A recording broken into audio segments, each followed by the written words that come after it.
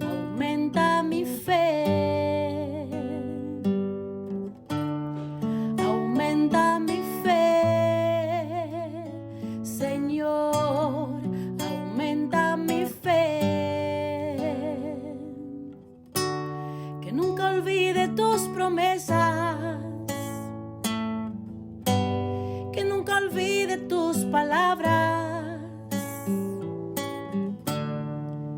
que Él lo crea, que no lo dude jamás. Tu palabra me dice, todo el que pide se le dará, y el que toque a la puerta se le abrirá. Todo es posible, todo es posible para ti, Señor. Aumenta mi fe, Señor, aumenta mi fe. Aumenta mi fe, Señor, aumenta mi fe.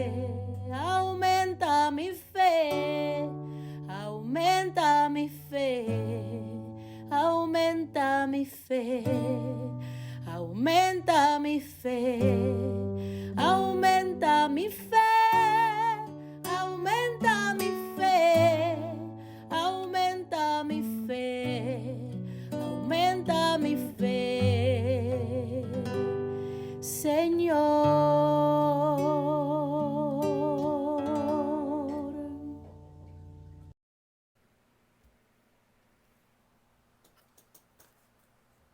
Saludos en este glorioso día y bendiciones a los radio creyentes que escuchan Jesús y María Radio, que están sedientos de la palabra de Dios. Les envío un saludo a su hermano Américo Tejada de la parroquia San Simón Stock San José, que está localizada en el Bronx y pertenece a la Arquidiócesis de Nueva York. Estamos aquí todos los lunes de 5 a 6 p.m. hora de Nueva York. En este segmento de estudio bíblico titulado Crece en tu fe, estamos estudiando con ustedes desde un punto de vista bíblico un libro que se titula La Cena del Cordero, o sea, la Santa Misa, al que el autor le llama El cielo en la tierra. El autor y su esposa cuentan el largo viaje que los llevó de evangélicos calvinistas hasta la casa paterna de la Iglesia Católica. Nos cuentan que fue un camino erizado de dificultades, pero recorrido con gran coherencia y docilidad a la gracia de Dios, y cuyo motor era el amor a Jesucristo y a su palabra en las Sagradas Escrituras. Y el punto de inflexión del acercamiento del autor a la Iglesia Católica fue precisamente la Santa Misa, en la que descubrió brillar con nueva luz la Sagrada Escritura. En este libro, el autor usa el libro del Apocalipsis como referencia y ofrece algunas claves litúrgicas que iluminan el sentido del último libro del Nuevo Testamento. El autor no pretende disolver los símbolos racionalizándolos, sino mostrar su verdadero sentido para que lleguen al corazón y a la vida de los creyentes. Pero antes vamos a comenzar con una oración. Lo hacemos en el nombre del Padre, del Hijo y del Espíritu Santo. Señor, que todo lo que hagamos este día inicie con tu bendición y termine con tu ayuda. Que todo lo que digamos este día sea motivado por tu amor e inspirado por tu gracia. Que nuestras obras de este día reciban tu inspiración y perduren en tu paz. Todas estas cosas, Padre Celestial, te las pedimos en la luz y poderoso nombre de Hijo Jesús, que vive en la unión del Espíritu Santo, quien es Dios, por los siglos de los siglos. Amén. Los créditos de estos estudios son dados al Dr. Scott Hahn, a la Biblia de Jerusalén y a la hermana Evelyn Morán y su ministerio de música.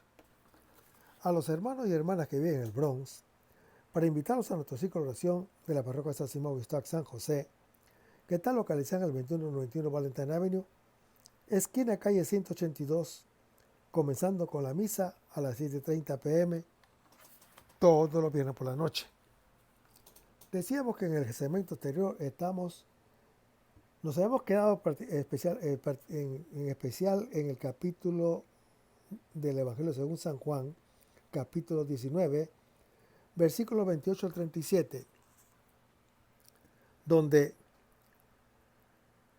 el Señor Jesús lo sabe todo con su ciencia sobrenatural. Él va dirigiendo paso a paso los detalles de su pasión, exaltación en la cruz. Sabe que ya todo está terminado y por lo tanto la Sagrada Escritura ya puede cumplirse, ya puede realizarse. En vista de esto, dice, tengo sed. Hermanos, el Señor Jesús, el Cristo, tiene sed de salvar a todas las almas. Tiene sed de nosotros. Tiene sed de nuestro amor.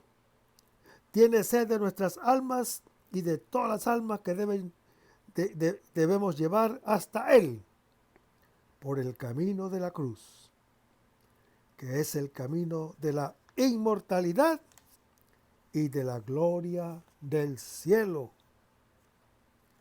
Pero el presente tengo sed, que Él dice en la cruz, está lleno de sentido y debe, al estilo del evangelista, una palabra de dos significados y explicable en dos niveles. Primero, el sentido llano es captado por las circunstantes de la manera que, impregnado en vinagre una esponja, la fijan en un hisopo y la acercan a la boca del Señor Jesús. Y el Señor Jesús acepta el vinagre. Es en esta línea de interpretación que los comentadores citan el Salmo 69, donde dice, ha apagado mi sed con vinagre, como texto al que el Señor Jesús se refería. Él tenía sed. Le dieron vinagre.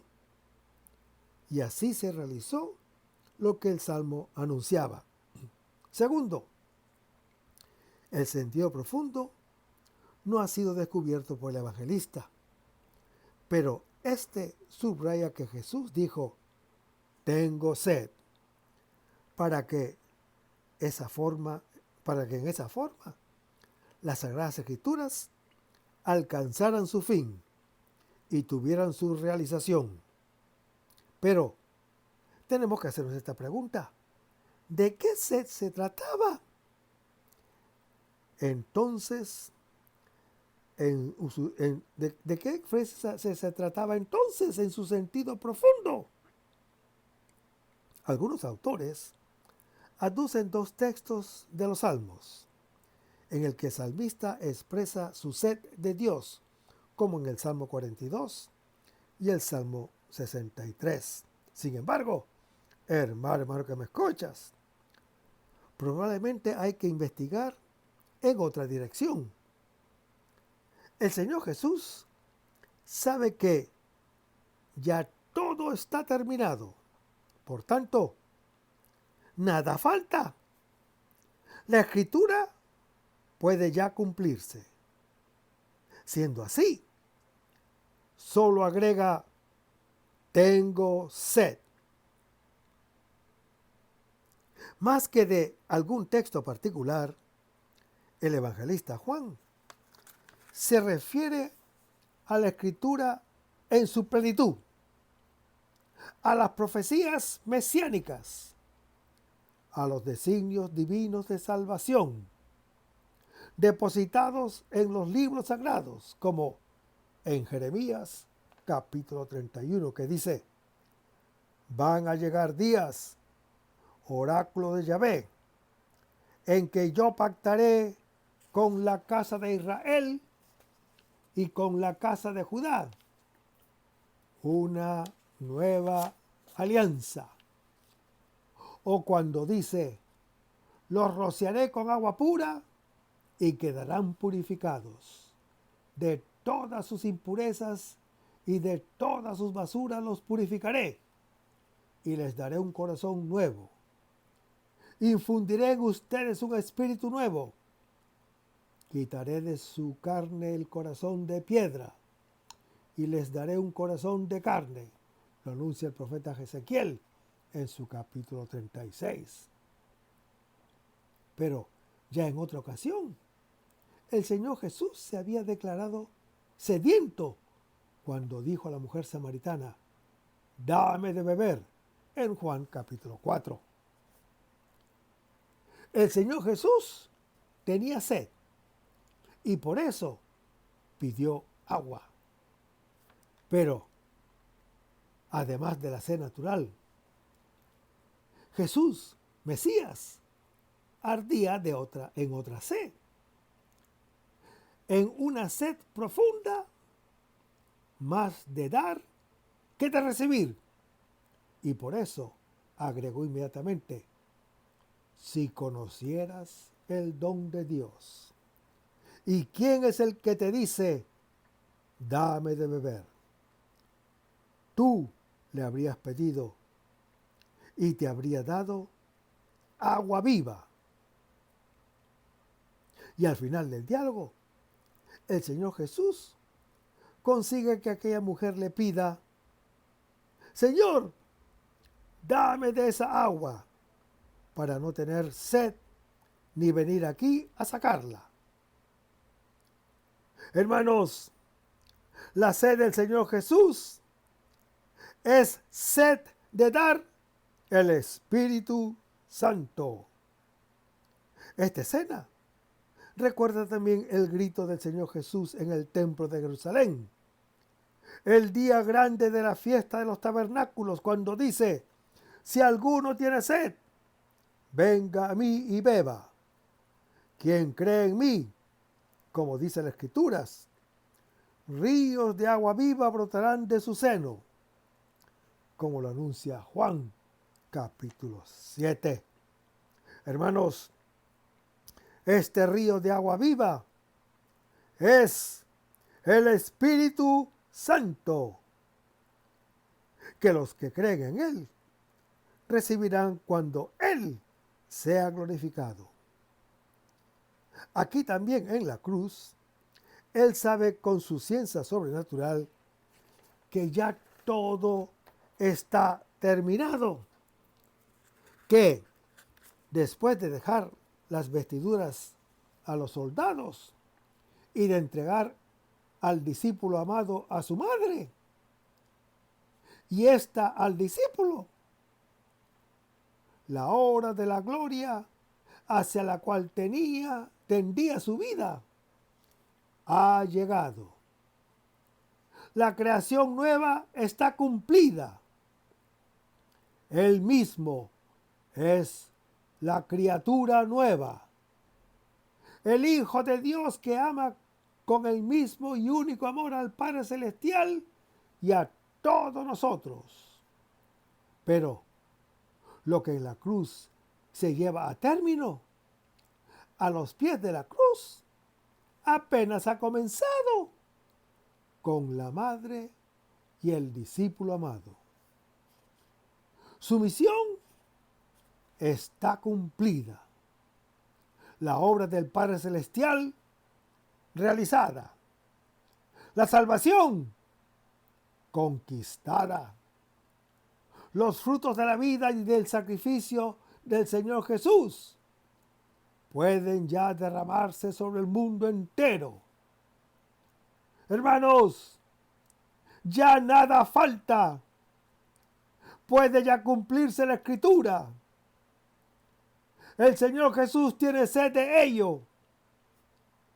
La efusión del Espíritu Santo, anunciada por los profetas, puede ya venir e inaugurar los tiempos mesiánicos en toda su plenitud y sellar la nueva alianza en el corazón de una humanidad regenerada, anunciada por el profeta Jeremías en su capítulo 31, por el profeta Ezequiel en su capítulo 36, por el profeta Isaías en su capítulo 32, por el profeta Joel en su capítulo 3 y por el profeta Zacarías en su capítulo 4.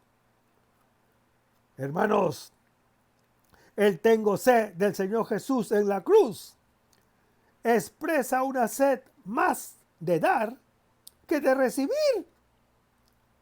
Y así como la samaritana le ofrecía el agua viva, el don de Dios es el Espíritu Santo. Ahora hace lo mismo. Tiene profunda sed de dar el mismo don de Dios, de entregar a todos nosotros el Espíritu Santo, prometido en las Sagradas Escrituras y conquistado con su misión ya cumplida y con su exaltación en la cruz.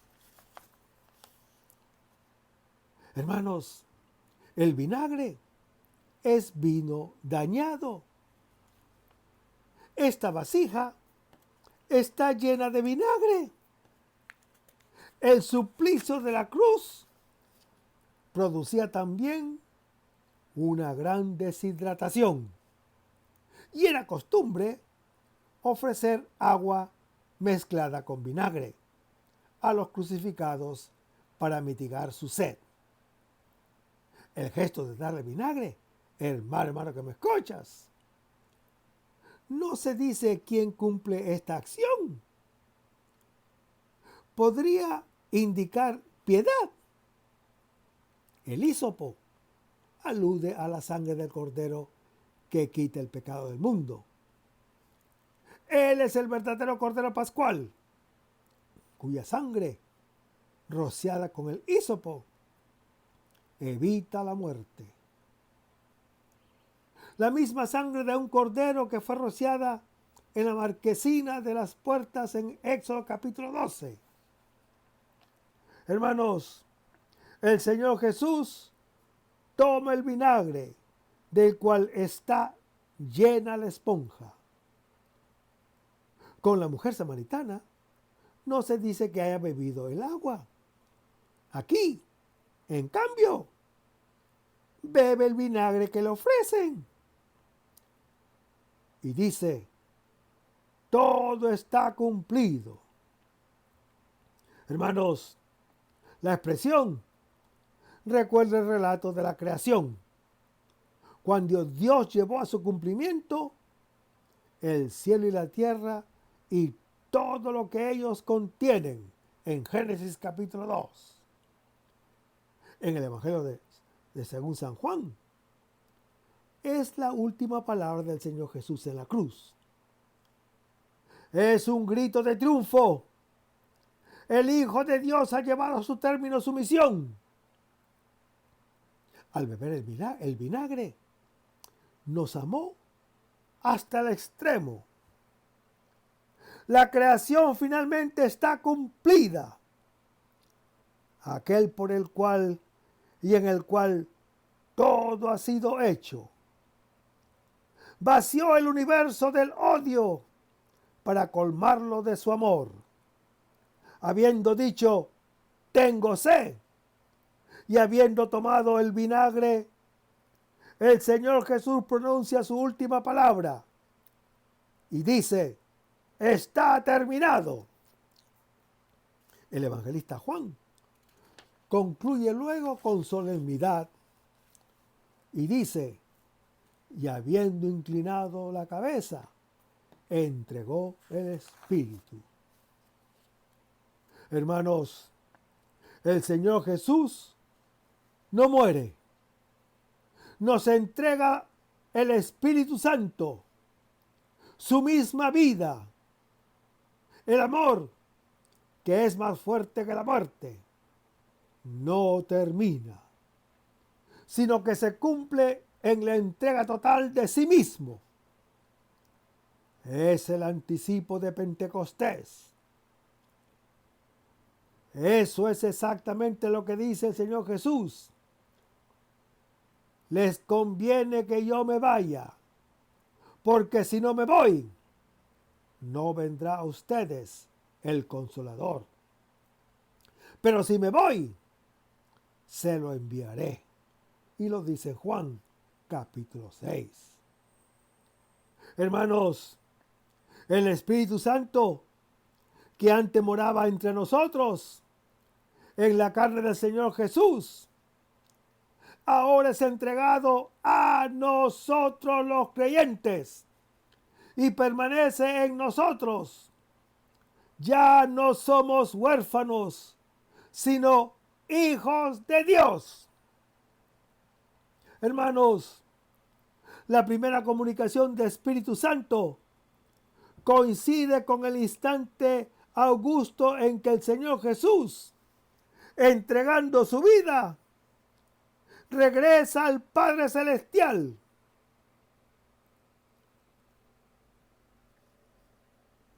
Escrupulosos por las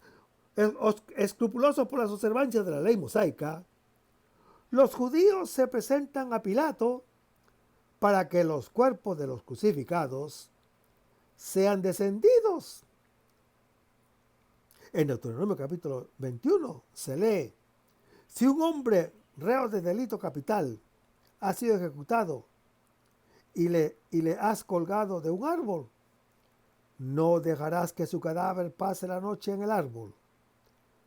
Le enterrarás el mismo día, porque un colgado es una maldición de Dios. Pero, porque se trataba de la preparación, o sea, de la vigilia del Shabbat o el sábado. Y ese año el Shabbat coincidía con la celebración de la Pascua judía. Era pues muy grande aquel Shabbat. Con el fin de apresurar la muerte, piden los judíos que se aplique a los ajusticiados el crurifagium, que es quebrar las piernas a un crucificado. Significa hacerlo morir enseguida.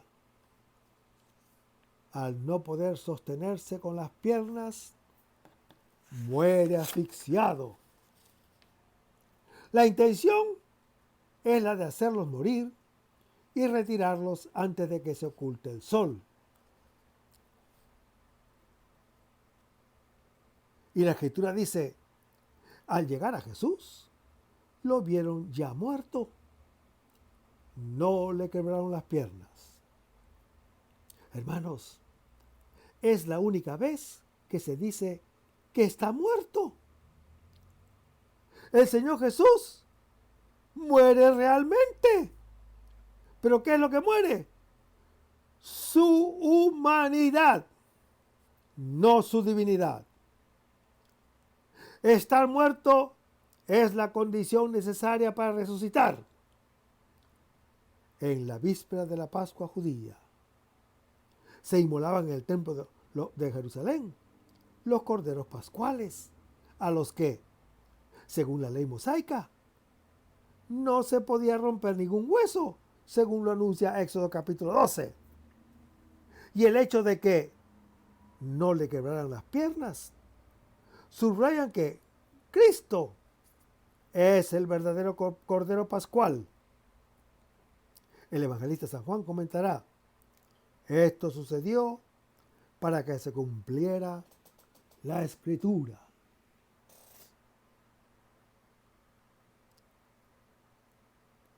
No le rompieron un hueso.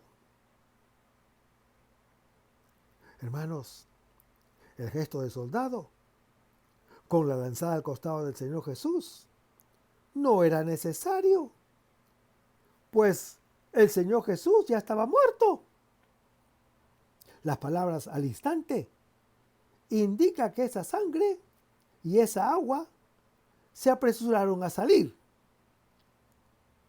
Su don nace como una fuente profunda. Es el efecto del golpe de la lanza sobre ese cuerpo que el evangelista Juan ve que con ello se cumplió una palabra de la Escritura. Mirarán hacia el traspasado, como está en Zacarías, capítulo 12.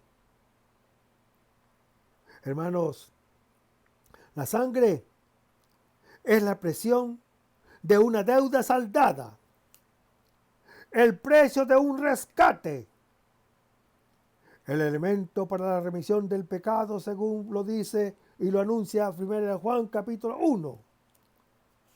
También alude discretamente a la donación de su sangre, que continúa siendo en el sacramento de la Eucaristía, fuente de vida eterna y de unión mutua, y arras de futura resurrección gloriosa.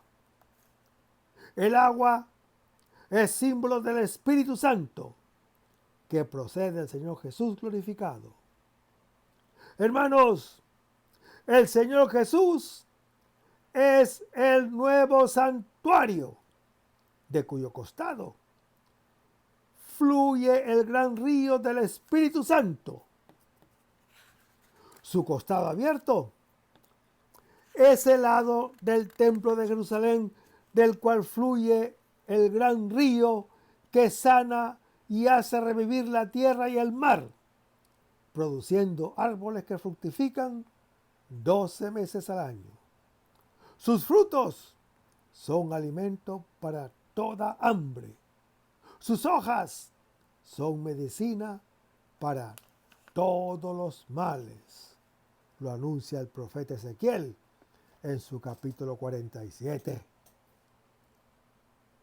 Una vez concluida la crucifixión, los soldados, el evangelista Juan nos informa que fueron 4, se repartieron las vestiduras del Señor Jesús, haciendo 4 partes. Pero, como la túnica era sin costuras, tejida de una sola pieza desde arriba, no quisieron rasgarla, sino que echaron suertes para ver a quién le tocaba, para que se cumplan las escrituras que dice: se han repartido mis vestidos y han echado a suerte mi túnica. Así dice de sus enemigos el justo, que sufre y triunfa en el Salmo 22. Así obran los soldados con el Señor Jesús. Por ellos se entrega su vida. Así como se quitó los vestidos para lavar los pies de los discípulos, es el ícono perfecto del Padre Celestial. Después del pecado, en sustitución de las hojas de la higuera, Dios había hecho para sus hijos Adán y Eva una túnica de piel en Génesis capítulo 3. Ahora, desde la cruz, les da como un don la vestidura originaria, la del Hijo de Dios. La vestidura es símbolo del cuerpo. Los siervos de la violencia heredan las vestiduras del Cordero. Las 4 partes de sus vestidos hace alusión a los 4 puntos cardinales y significaba la tierra entera.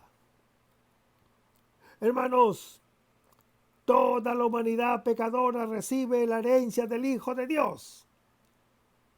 A todos les da la posibilidad de participar. El don del Hijo de Dios es universal.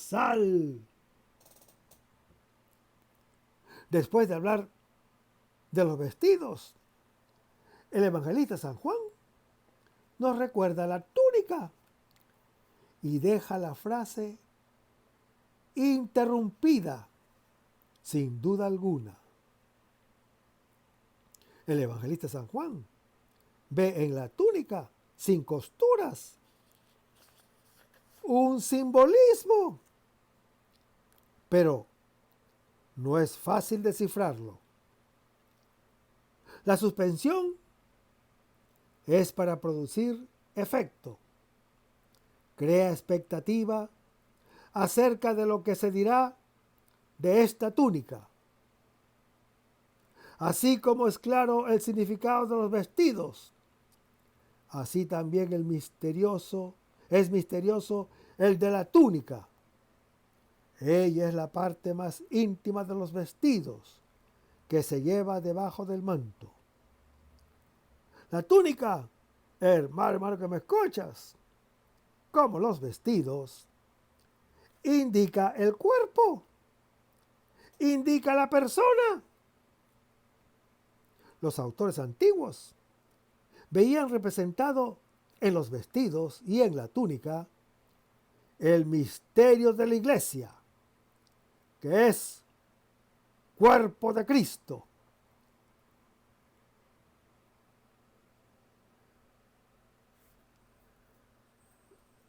Respectivamente, en su universalidad,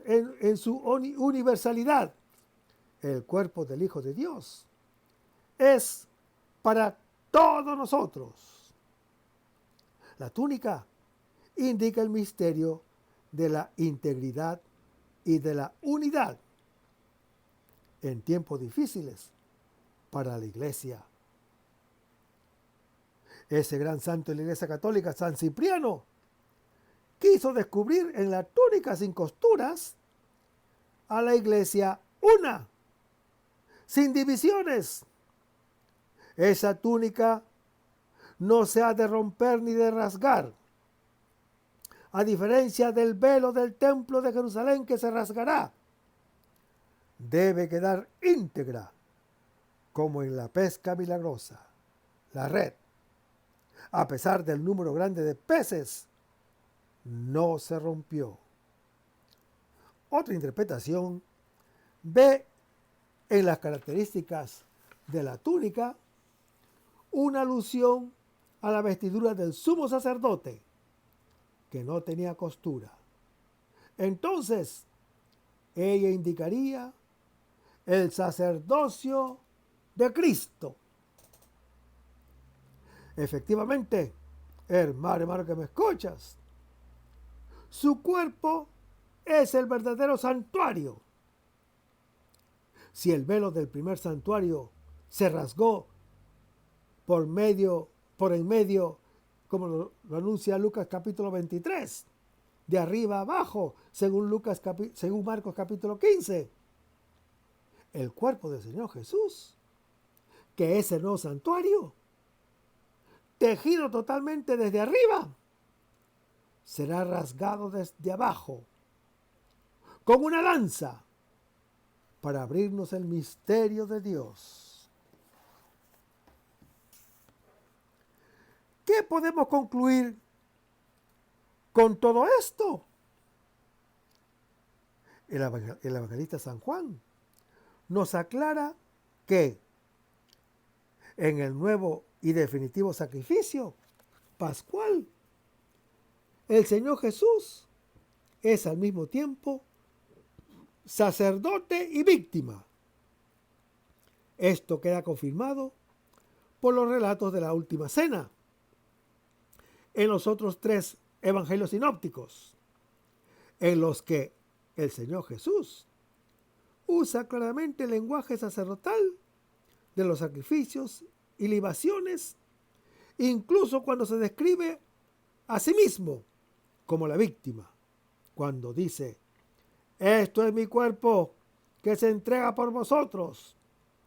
Este cáliz que se derrama por vosotros es la nueva alianza en mi sangre, como lo anuncia Lucas capítulo 22, versículos 19 al 20. Hermanos, la preparación de la Pascua judía llevaba consigo un conjunto de operaciones, como la inmolación del Cordero en el Templo de Jerusalén. Al comienzo de la tarde, quemar todo lo fermentado que hubiera en la casa y procurarse los otros componentes necesarios para la cena pascual, como 5 tipos de hierbas amargas, perejil, aceite, pan ácimo, higos y almendras. El evangelista Lucas adopta la práctica helenista de un banquete de despedida del Maestro con sus discípulos. Las palabras del Señor Jesús en el Evangelio de Lucas reflejan quizás las celebraciones eucarísticas primitivas. El evangelista Lucas nos presenta un díptico que ofrece el cumplimiento de la Pascua hebrea. En la cena cristiana, al Cordero de la cena pascual judía le sucede el pan partido. Al cáliz de la bendición judía le sucede la sangre de la nueva alianza, para marcar la diferencia entre el rito de la Pascua judía y el de la Eucaristía cristiana. La Pascua judía se cumplirá con la institución de la Eucaristía. Luego, hermano que me escuchas, en plenitud y sin velos, al fin de los tiempos. Todos los evangelios recogen de una manera u otra los aspectos esenciales que se derivan de las acciones de Jesucristo en esta cena, en la que instituyó los sacramentos de la Eucaristía y del orden sagrado, o sea, el orden sacerdotal. Hermanos, el Señor Jesús anticipa el sacrificio de la cruz, que se ofrece para el perdón de los pecados y supone una nueva alianza de Dios con todos nosotros. Esta narración contiene las verdades fundamentales sobre el sublime misterio de la Eucaristía, como enseña la Iglesia Católica. Jesucristo está presente en la Eucaristía de modo único e incomparable. Está presente, en efecto, de modo verdadero, real y sustancial, con su cuerpo y con su sangre, con su alma y con su divinidad. Cristo todo, entero, Dios y hombre, está presente en ella de manera sacramental, es decir, bajo las especies eucarísticas del pan y del vino.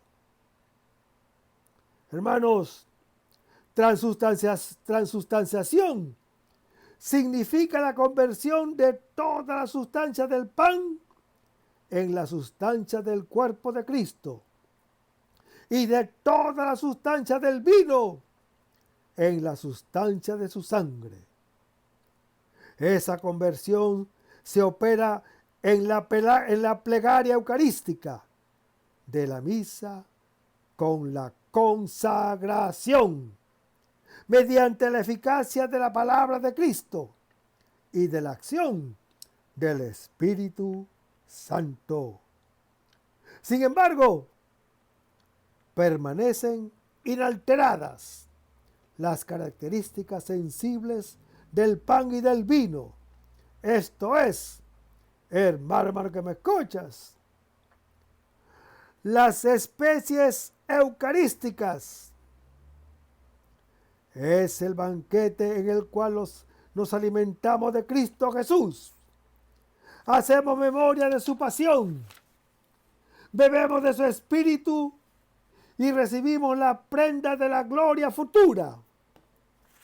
Hermanos, en la Eucaristía se capta el significado de todo lo que el Señor Jesús dijo e hizo. Y se ve el cumplimiento de la ley mosaica, el cumplimiento de los salmos, el cumplimiento y la profecía de los profetas. Como uno se convierte en aquello que come. Al comer al Hijo de Dios, nos convertimos en hijos. Hermanos, realmente la Eucaristía nos deifica. Cristo establece este rito como memorial cuando dice: haced esto en memoria mía, que se hace presente en la iglesia cuando celebramos la misa. Cada vez que se actualiza de manera incruenta en el sacrificio del altar. Por tanto, hermano que me escuchas, el Señor Jesús instituyó sacerdotes a sus apóstoles y ordenó que ellos y los otros sacerdotes ofrecieran su cuerpo y su sangre, actuando en la persona de Cristo y proclamando su misterio. En todas las religiones existe el sacrificio del hombre para Dios. En cambio, en el cristianismo, en el centro está el sacrificio de Dios por el hombre. Hermanos, el Señor Jesús es el Emmanuel que desea estar con nosotros. Estar con Él, el Hijo de Dios, es nuestra vida. La plenitud del don pascual que vivimos en la Eucaristía. No en balde nos dijo: el que me come vivirá por mí, en Juan capítulo 6. Hermanos, el Señor Jesús instituye la Eucaristía antes de su muerte, para que sea medicina y viático para el largo camino que aún nos queda. Es necesario que pasemos muchas tribulaciones para entrar en el reino de Dios, nos anuncia el apóstol Pablo en Hechos capítulo 14. La Eucaristía no fija el tiempo en la eternidad, sino que lo abre hacia ella. Dios entra a la historia, que comienza con un nuevo camino hacia Él. Este pan es el misterio de la fe, el pan del reino, el don del Hijo de Dios que nos introduce en la vida del Padre Celestial, la alegría del vino, fruto de la tierra prometida, es sustituida por la sangre del Hijo de Dios. La nueva alianza sustituye la antigua. Por eso, la nueva alianza es eterna y no se puede romper. Finalmente conocemos quién es Dios para nosotros. ¿Y quién es Dios para nosotros? Amor absoluto y sin condiciones. Hermanos, el sacrificio del Señor Jesús llevará a cabo lo que la sangre de millones de corderos, de toros y machos cabríos nunca podría hacer. ¿Por qué? ¿Por qué es imposible que la sangre de toros y machos cabríos quite los pecados? Lo anuncia Hebreos capítulo 10. Si la sangre de 250,000 de corderos no pudo salvar a la nación de Israel, ¿qué decir del mundo entero para expiar las ofensas contra Dios, que es todo bondad infinita y eterna? La humanidad necesitaba un sacrificio perfecto, un sacrificio tan bueno, un sacrificio sin mancha, un sacrificio ilimitado como Dios mismo. Y ese era Jesús, el único que podía quitar el pecado por el sacrificio de sí mismo. Lo anuncia Hebreos capítulo 9. He aquí el Cordero de Dios, lo anuncia Juan capítulo 1. ¿Por qué el Señor Jesús tenía que ser un cordero y no un caballo o un tigre o un toro? ¿Por qué? ¿Por qué el Apocalipsis describe al Señor Jesús como un cordero que está de pie como si estuviese sacrificado en Apocalipsis capítulo 5? ¿Por qué? ¿Por qué la misa tiene que proclamarlo como el Cordero de Dios? ¿Por qué? Porque solo un cordero sacrificial cuadra con el designio divino de nuestra salvación. Más aún, hermano que me escuchas, Jesucristo era sacerdote al tiempo que víctima. Y como sacerdote, podía hacer lo que ningún otro sumo sacerdote podía hacer. Porque el sumo sacerdote entraba al lugar sagrado cada año con una sangre que no era la suya. Vayamos a Hebreos capítulo 9, versículo 25. El ceremonial que alude al sacrificio del día de la expiación, que nosotros conocemos como Yom Kippur, que está relatado en Levítico capítulo 16, es una fiesta anual que expía todas las impurezas, en el que todo Israel buscaba la reconciliación con Dios mediante la purificación de los pecados cometidos durante el año que aún no habían sido expiados.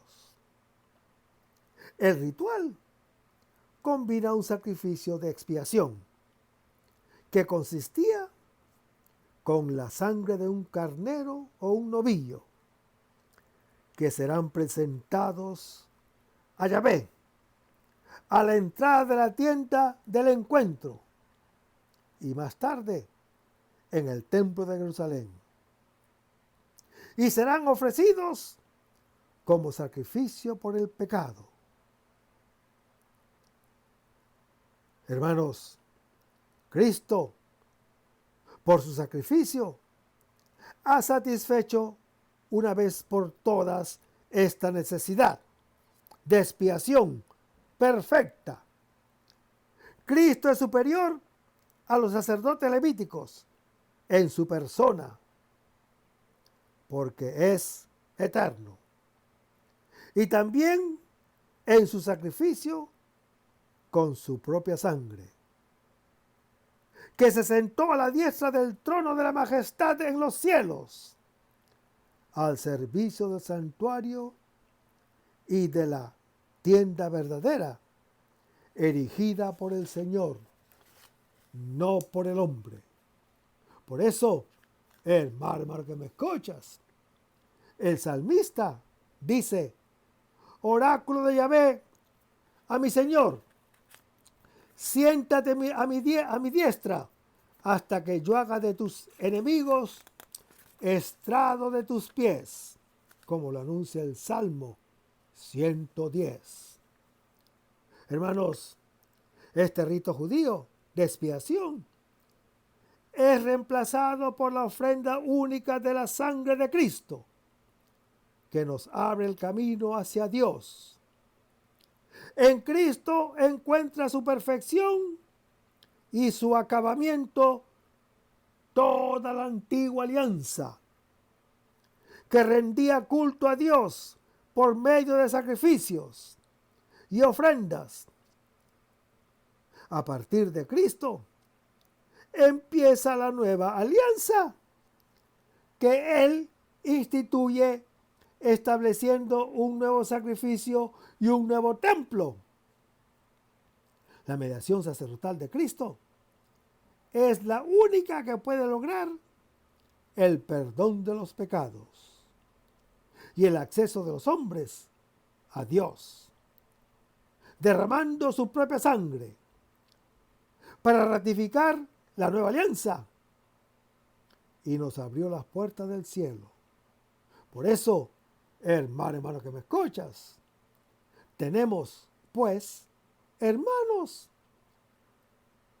plena confianza de entrar en el santuario en virtud de la sangre de Cristo, por este camino nuevo y vivo, inaugurado por Él para nosotros, a través de la cortina, es decir, de su cuerpo. Tenemos un sacerdote excelso al frente de la casa de Dios. Cristo en el cielo presenta continuamente al Padre Celestial los frutos de su sacrificio en la cruz. Esa acción litúrgica celeste se hace también presente en la liturgia terrena a través del sacrificio de la Santa Misa, en el que el Señor Jesús, o sea Jesucristo, único sacerdote de la nueva ley, de modo incruento, ofrece y sacrifica por medio de los sacerdotes, ministros suyos, la misma víctima, su cuerpo y su sangre, inmolada cruentamente, de una vez para siempre. Hermanos, en la cruz, Cristo, plenamente hombre y plenamente Dios, es el intermediario entre Dios y la humanidad, y establece entre Dios y todos nosotros, los creyentes, una nueva relación de alianza, que ya fue anunciado por el profeta en el Antiguo Testamento, por Jeremías capítulo 31.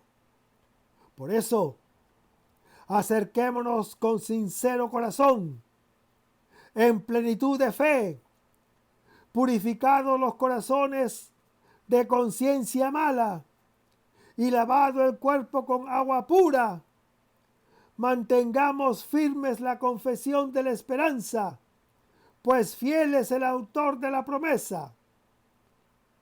Hebreos afirma el decreto inmutable de la muerte una sola vez y la existencia de un juicio que sigue inmediatamente al término de la vida terrena.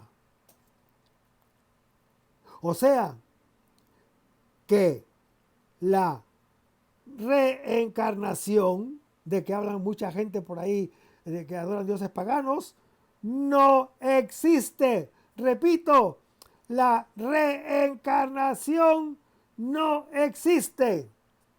No hay reencarnación. No hay reencarnación. Porque la eficacia del sacrificio del Señor Jesús, o sea, del Cristo, radica en la obediencia perfecta a la voluntad del Padre Celestial. Hermanos, el Hijo de Dios ha bajado del cielo, no para hacer su voluntad, sino la del Padre Celestial que le ha enviado, según lo anuncia Juan, capítulo 6. Desde el primer instante de su encarnación, el Hijo de Dios acepta el designio divino de salvación en su misión redentora, cuando dice: mi alimento es hacer la voluntad del que me ha enviado y llevar a cabo su obra, como lo anuncia Juan, capítulo 4. El sacrificio del Señor Jesús por los pecados del mundo entero Es la expresión de su comunión de amor con el Padre Celestial cuando dice: el Padre me ama porque yo doy mi vida. En Juan capítulo 10. La superioridad del sacrificio de Jesucristo se muestra en que los sacrificios de la ley mosaica tenían que reiterarse porque no podían borrar los pecados. En cambio, hermano que me escuchas, el sacrificio de Cristo en la cruz es único y perfecto y para siempre. La muerte de Cristo era necesaria para la entrada en vigor de su testamento. Así como el sacrificio de la antigua alianza exigía una efusión de sangre según Éxodo capítulo 24, el sacrificio de Cristo, más eficaz que el de Moisés, vale para siempre.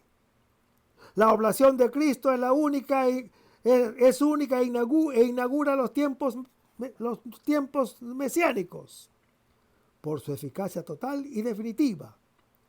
Todo de una vez y una vez por todas, pues penetró en el santuario una vez para siempre, no con sangre de machos cabríos ni de novillos, sino con su propia sangre, consiguiendo una liberación definitiva porque en el Antiguo Testamento el sumo sacerdote entraba en la tienda del encuentro una vez al año y lo hacía indignamente. Y el resto, hermano que me escuchas, lo vamos a ver en el próximo segmento. Manténgase en sintonía. Vamos a despedirnos con una oración. Lo hacemos en el nombre del Padre, del Hijo y del Espíritu Santo. Señor Jesús, ayúdanos a conservar el fervor espiritual, la dulce y confortable alegría de evangelizar, incluso cuando hay que sembrar entre lágrimas, como Juan el Bautista, como el Señor de los apóstoles Pedro y Pablo, y nosotros apóstoles, y también esa gran multitud de evangelizadores que se han sucedido a lo largo de la historia de la Iglesia Católica, con un ímpetu interior que nada ni nadie sea capaz de extinguir. Señor Jesús, que sea esta la mayor alegría de nuestras vidas entregadas al Evangelio. Y ojalá que el mundo actual pueda así recibir la buena nueva de tu Evangelio, porque tenemos la tarea de anunciar el reino de Dios y de implantar tu iglesia en este mundo que todavía no te conoce. Todas estas cosas, Padre Celestial, te las pedimos en el luz y poderoso nombre de tu Hijo Jesús, que vive y reina en el nombre del Espíritu Santo, quien es Dios, por los siglos de los siglos. Amén. Hasta el próximo segmento. Que el Señor nos bendiga.